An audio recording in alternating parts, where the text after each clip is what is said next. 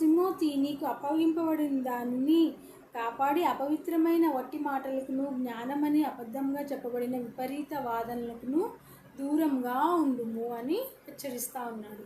1 Timothy 6వ అధ్యాయము 20వ వచనంలో. అయితే అతనికి ఏం అప్పగింపబడింది? ప్రీచింగ్ అప్పగింపబడింది అన్నమాట. పలు దేశాలకు వెళ్ళి యేసుక్రీస్తు మన కొరకు మరణించాడు అని అట్లా చాలామందికి ప్రకటిస్తూ దేవుని యొక్క వాక్యంను ప్రచురింపజేయాలని ఒక బాధ్యతను అప్పగింపబడింది తిమోతికి. అది కాపాడుకొంచు మరియు అపవిత్రమైన వట్టి మాటలకు, జ్ఞానమని అబద్ధంగా చెప్పబడిన విపరీత వాదనలకు దూరముగా ఉండుము అని అంటాడు అన్నమాట.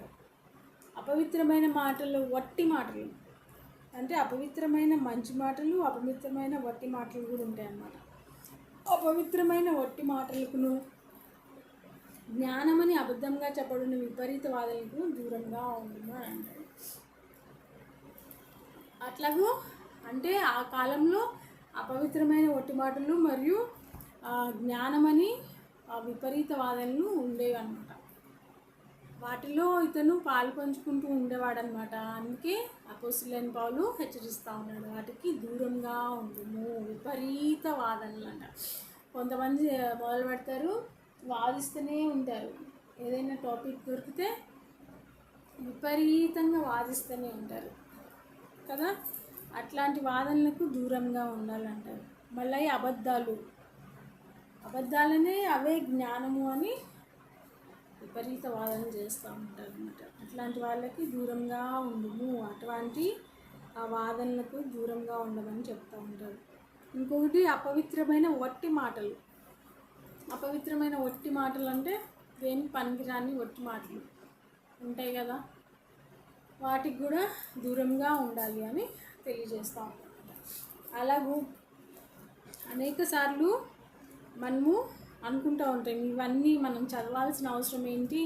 అప్పుడెప్పుడో అపోస్తలుడైన పౌలు తిమోతికి రాసిన పత్రికలన్నీ వీళ్ళు పొందుపరిచి మనకి చెప్పడం ఏంటి, మనం వినడం ఏంటి అని అనుకోకుండా ఆ తిమోతికి ఎలాగో అతను చెప్తా ఉన్నాడో, so that you can be upgraded in your lifes అని, అలాగే అవే సేమ్ మనకు కూడా వర్తిస్తూ ఉంటాయి అన్నమాట.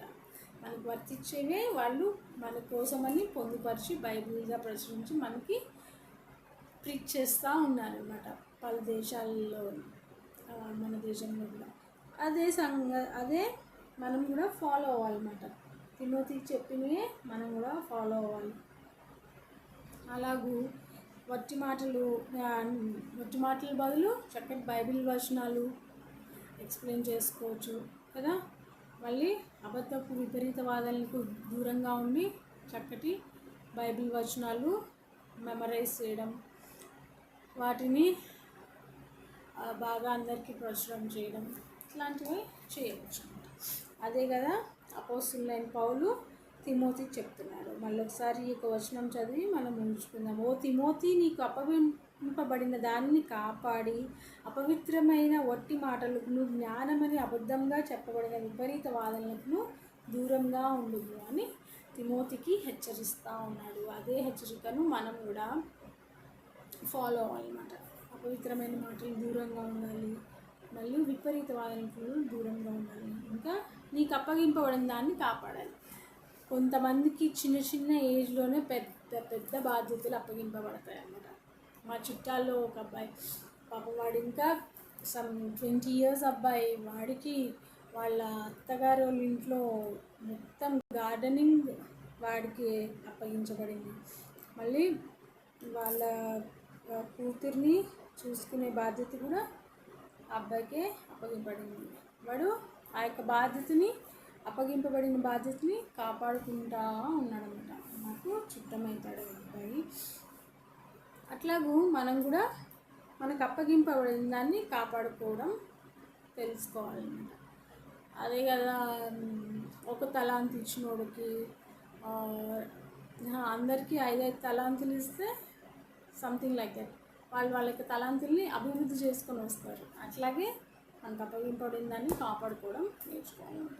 ఈ చిన్న సమయంలో చక్కగా దేవుని యొక్క నామమహిమార్థమై తిమోతికి ఏమని ఆ, ఆజ్ఞాపించబడింది, ఏమని హెచ్చరింపబడింది అపోజిటైన పౌలు ద్వారా అని మనం తెలుసుకుంటకు దేవుడిచ్చిన చక్కని అవకాశం కొరకు దేవునికి మహిమ.